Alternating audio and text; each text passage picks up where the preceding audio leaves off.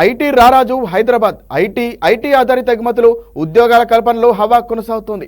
మెరుగైన మౌలిక సదుపాయాలు, మానవ వనరులు, సుస్థిరతతో పాటు భారీ వృద్ధి రేటును రాజధాని నమోదు చేస్తోంది. ఐటీ ఆధారిత ఎగుమతులు ఉద్యోగాల కల్పనలో భాగ్యనగరం హవా కొనసాగుతోంది.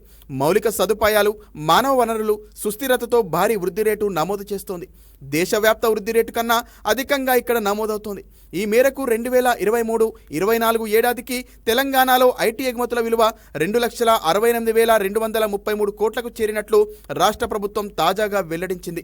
అంతకు ముందు ఏడాదితో పోల్చితే 11.2% పెరిగింది. ఈ విషయంలో జాతీయ స్థాయి వృద్ధి రేటు 3.3% మాత్రమే. ప్రపంచవ్యాప్తంగా ఐటీ నియామకాల్లో గత ఆర్థిక సంవత్సరం మందగమనం కొనసాగింది. దేశంలోనూ కొత్త ఉద్యోగాల సృష్టి తక్కువగానే ఉంది. హైదరాబాద్లో మాత్రం ఐటీ ఉద్యోగాల హవా కొనసాగింది. కొత్తగా 40,000 మంది యువతకు ఈ రంగంలో ఉపాధి లభించింది. మొత్తంగా రాష్ట్రంలోని ఐటీ ఆధారిత పరిశ్రమల్లో పనిచేస్తున్న ఉద్యోగుల సంఖ్య 9.46 లక్షలకు చేరింది. 2022-23తో పోల్చితే ఉద్యోగుల సంఖ్యలో వృద్ధి రేటు 4.5% నమోదైంది.